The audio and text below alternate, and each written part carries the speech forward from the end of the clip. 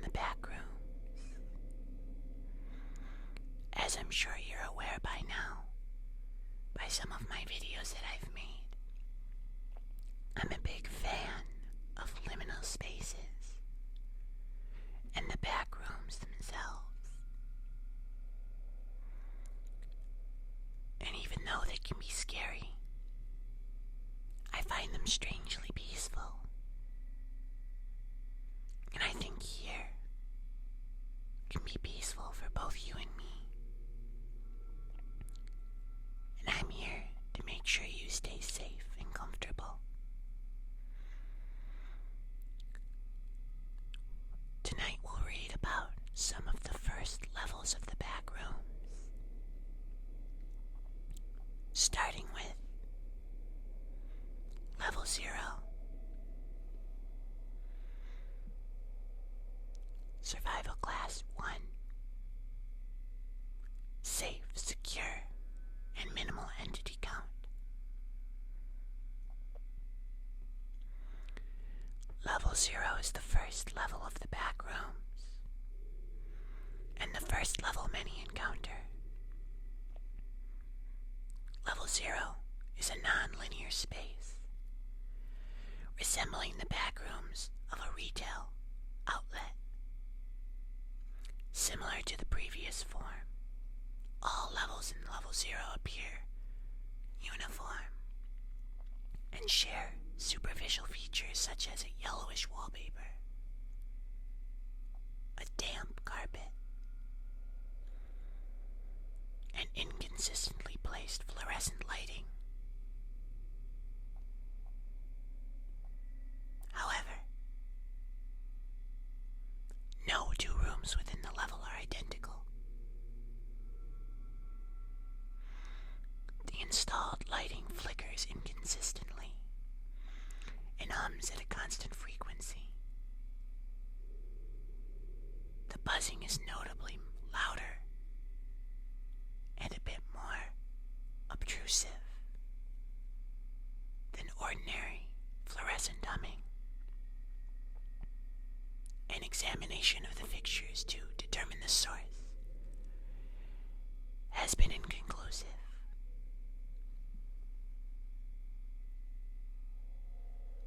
The substance saturating the carpet cannot be consistently identified. It is not water, nor is it safe to consume.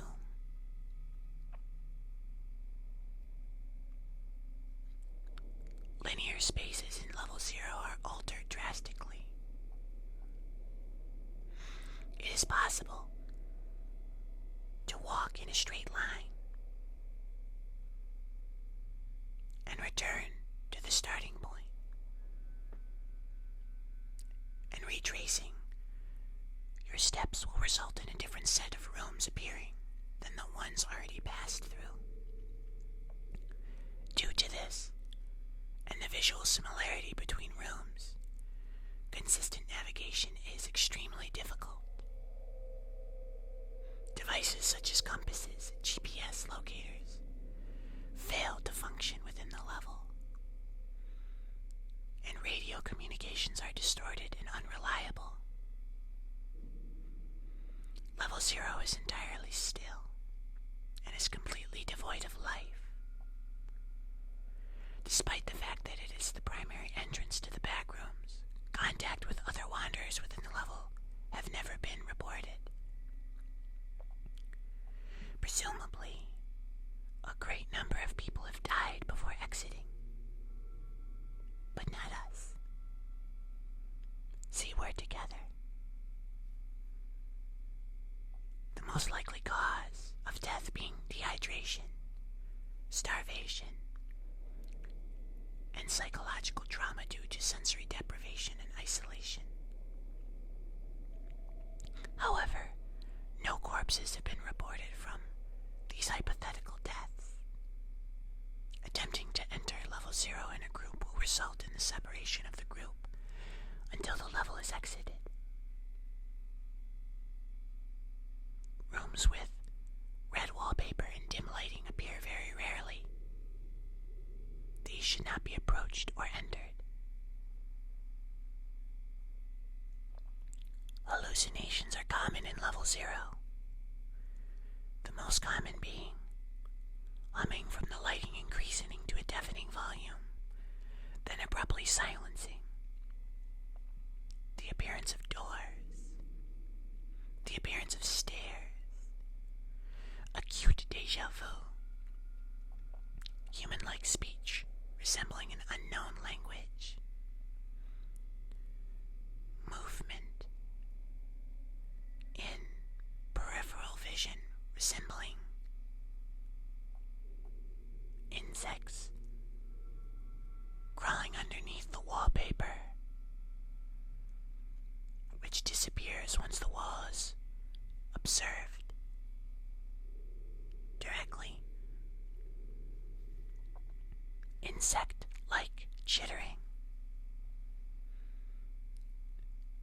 According to the analysis, the CO2 levels within the level 0 are rising at a steady rate. The significance of this is unknown. Entities. There are no known entities to exist within the level, including other humans. If you see, hear, or encounter what you believe to be another wanderer, it is not human. Entrances and exits. Entrances. Accidental no-clipping out of the bounds of reality is the most consistent way of accessing level 0.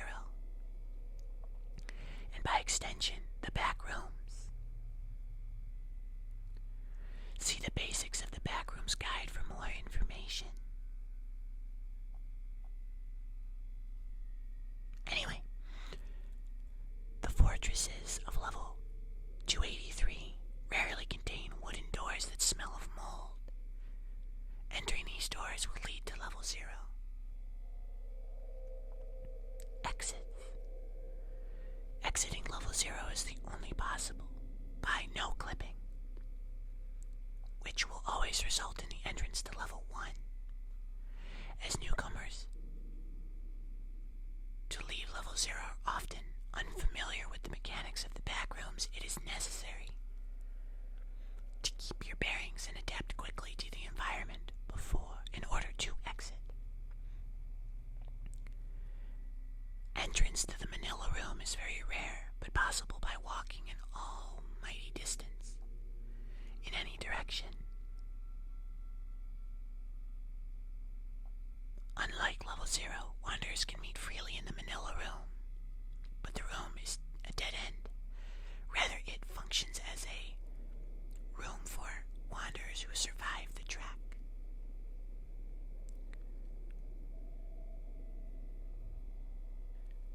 Now we move on to level 1. Survival class is 1. Safe, secure, minimal entity count. Level 1 is a large, sprawling warehouse that features concrete floors and walls, exposed rebar, and a low-hanging fog with no discernible source. The fog often coalesces into condensation, forming puddles on the floor in inconsistent areas.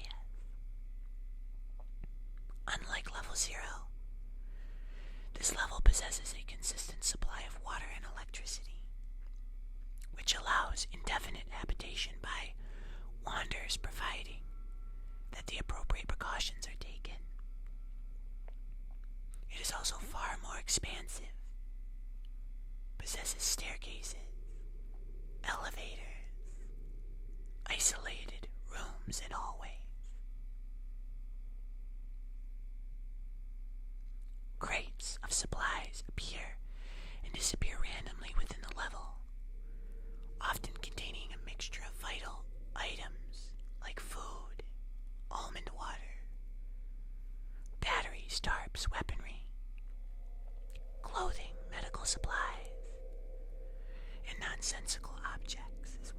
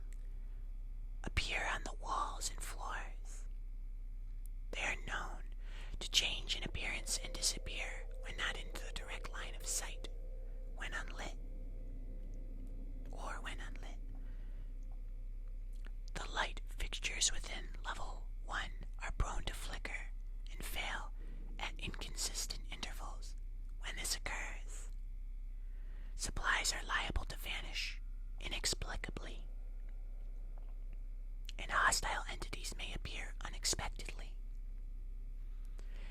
These entities rarely attack in groups and tend to avoid light and large gatherings of people. It is advised to carry a reliable light source and sleep holding whatever items you do not wish to lose. Bases, outposts, and communities. MEG or MEG. Major Explorer Group. Base Alpha. This is the first main base of the MEG. About half of the group's teams live here, mainly housing explorers and supply outposts share with the BNTG. The base is close to one of the entrances of Level 1, heavily guarded against threats such as entity attacks. BNTG Traders Keep. The Traders Keep is a large city-like complex, around 412 inhabitants, non-hostile. Possesses rudimentary societal infrastructure. The main supply hub of Wanderers. Trader's Vault is set up in the storage hall at Level 1. Keeps communications and friendly relationship with the MEG. Tom's Diner. Run by Tom, a former chef, before no-clipping into the Backrooms. Has plenty of food and storage, resupplied by the BNDG every few months.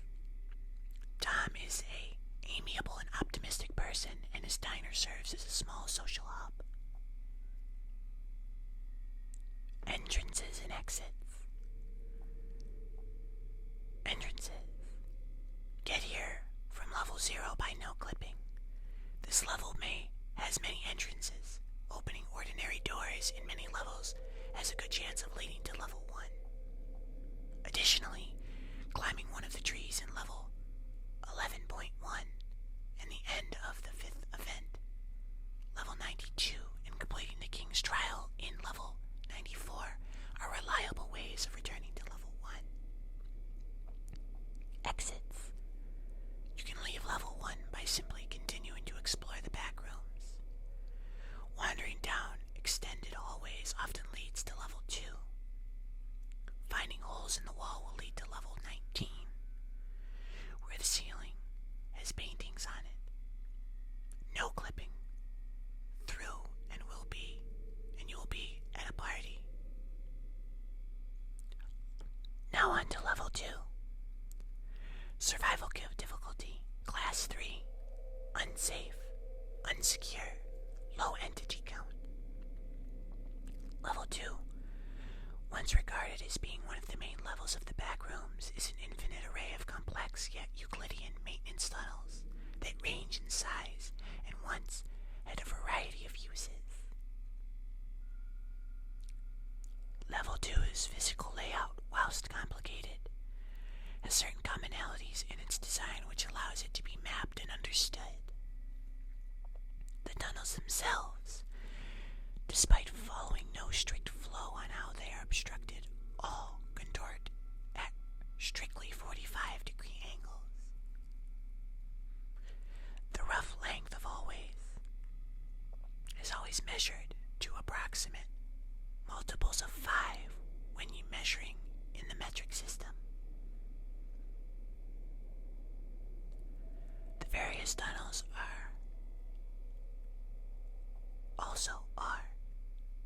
usually rather tight and narrow, either because the original dimensions of the tunnels, which sometimes barely fit those of a larger build, or by the machinery, wiring, and other industrial equipment strung up along the walls and ceilings.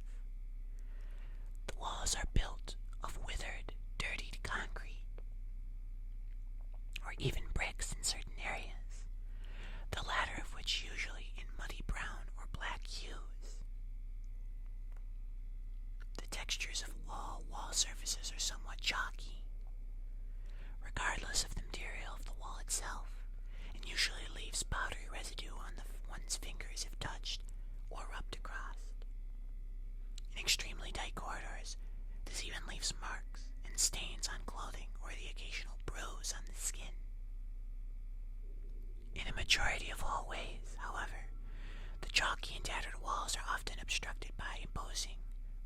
operational machinery that usually covers one or both walls from floor to ceiling. These pipes and machines, whilst being identified as various actual types of machines from former engineers in the developed eras of the MEG, do not work at all in tandem with one another.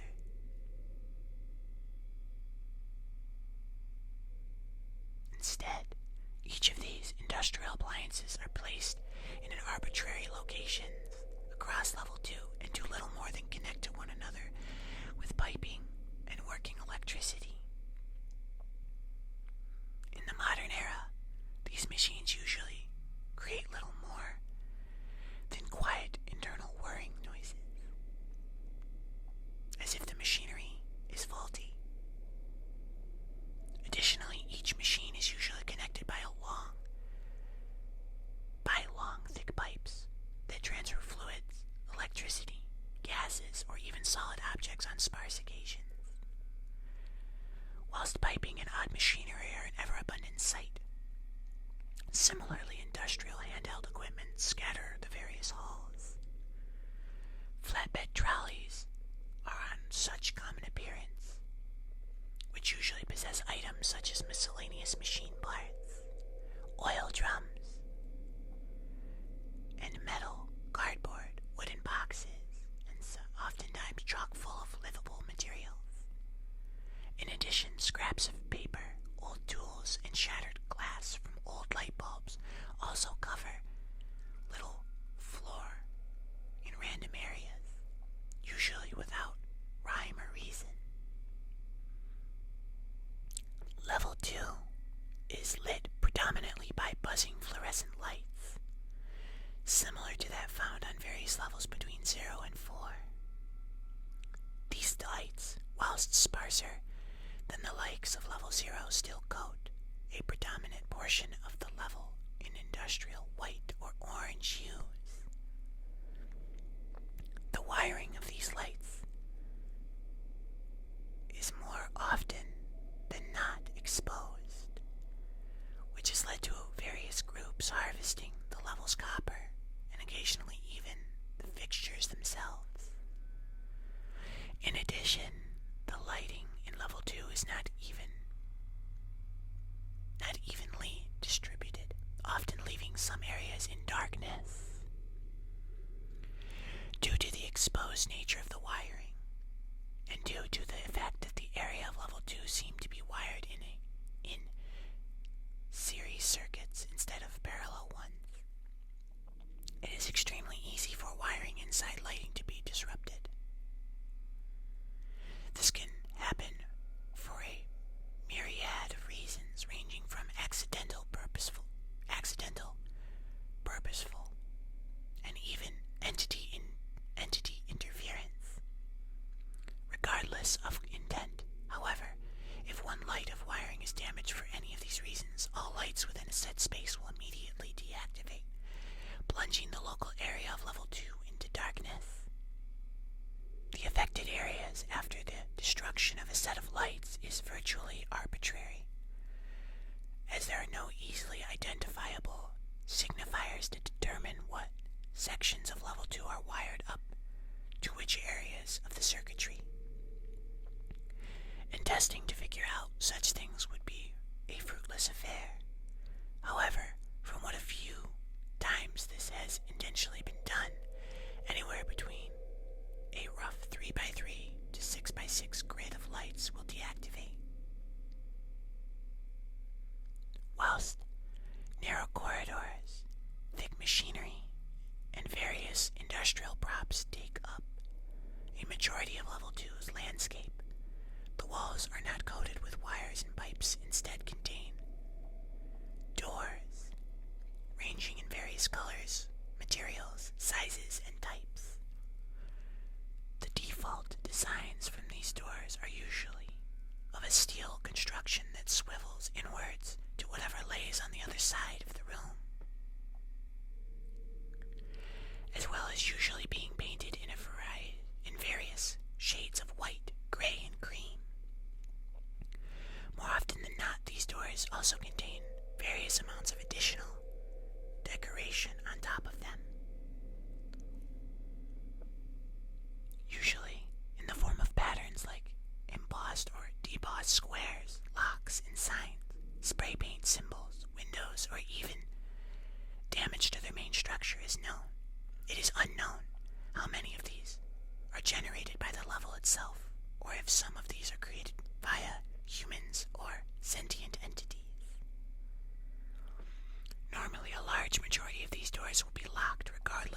of what may be visible through the windows on the opposite end, for the doors that aren't locked, and for doors that don't lead to other levels. They will usually open in a variety of different possibilities, some of those being sprawling complexes, long hallways, a single room, and many, many more. Bases, outposts, and communities. Level 2, for hundreds of years, has acted as somewhat of a nexus for various groups to converge in one common area. Its landscape was, for many groups, a decent area to attempt settling due to its hub-like nature to many different levels, many of which have food and water, and the fact that many people enter level 2 straight from the front rooms. The latter, most recent, has often been a calling for more charitable groups of the Backrooms to set up bases, signs, and set out volunteers to pick up new wanderers, to acclimate to their new permanent way of life. Level 2 has been home to far too many groups over the years to count every single cataloged group, from the smallest ragtag group of people to the largest industrial monopolies such only the important and noteworthy groups have been listed. Entities. Due to the extremely explored and mapped nature of level 2, a variety of common and inclusive entities reside on this level. Due to level 2 once being a social hub level, many entities that are well known in the current day were originally discovered within level 2. The complete list of entities, as well as the discovery documents for the creatures that were discovered on page 2, are listed below. But we won't be going into all of those, because that's just too much. I'm sorry. Maybe we'll do a video on that, though. Entrances and exits. Level 2, due to how well understood it has become over the last few decades, has had a variety of entrances and exits discovered that lead to other normal levels, sub-levels, and unnumbered levels. This list is actively updated, and the entrances and exits currently known are below.